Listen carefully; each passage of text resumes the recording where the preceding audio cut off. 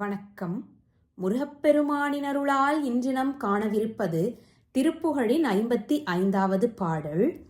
சங்கு போல் மின் கழுத்து அந்த வாய்த்தந்த பல் சந்த மோக இன்ப முத்து என வானில் தங்கு கார் பைங்குழல் கொங்கை நீள் தன் பொறுப்பு என்று தாழ்வு ஒன்று அறுத்து உலகோரை துங்கவேள் செம்கை பொன்கொண்டல் நீ என்று சொல் கொண்டதாய் நின்று உரைத்து உழலாத்தே துன்ப நோய் சிந்த நல் கந்தவேல் என்று உனை தொண்டினால் ஒன்றுரைக்க அருள்வாயே.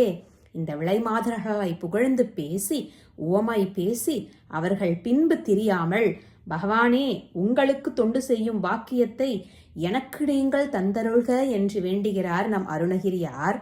சங்கை போன்ற மெல்லிய கழுத்து உடையவர்கள், வாயிலுள்ள பற்கள் மோக இன்பத்தை தரும் முத்துக்களை போன்றது.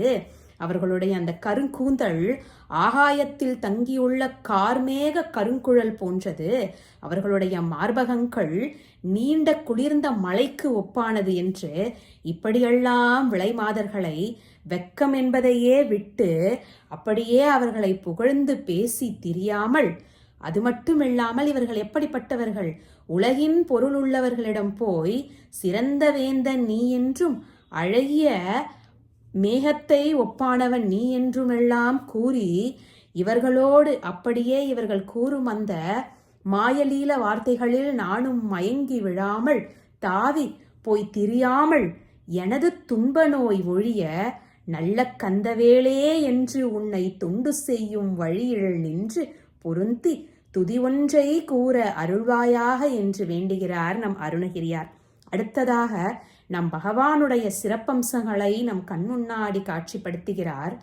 வெம்கண் யாழம் கொதித்து எங்கும் வேகும் என்று எடுத்து உண்டு மேல் அண்டருக்கு அமுதாக வெண்டநாதன் திருக்கொண்டல் பாகன் செருக்குண்டு போர் அம்பலத்தினில் ஆடி செம்கண்மாள் பங்கைய கண் பெறாது அந்தரத்தின் கண்ணாடும் தீருள் கதிர் ஆடி திங்கள் வாழும் சடை தம்பிரான் அன்புற செந்தில்வாழ் செந்தமிழ் பெருமாளே. முருகப்பெருமானே, நீங்கள் யார்? நீங்கள் எப்படிப்பட்டவர்?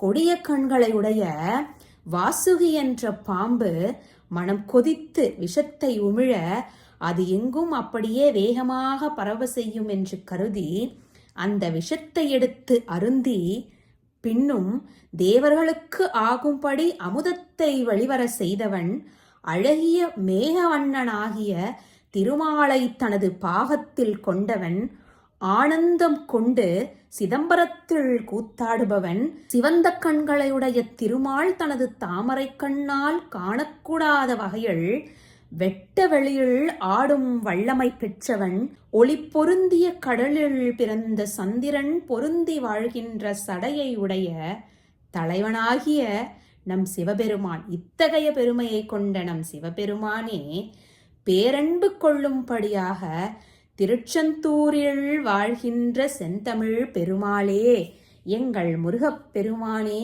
என்று இந்த பாடலை நிறைவு செய்கிறார். நன்றி.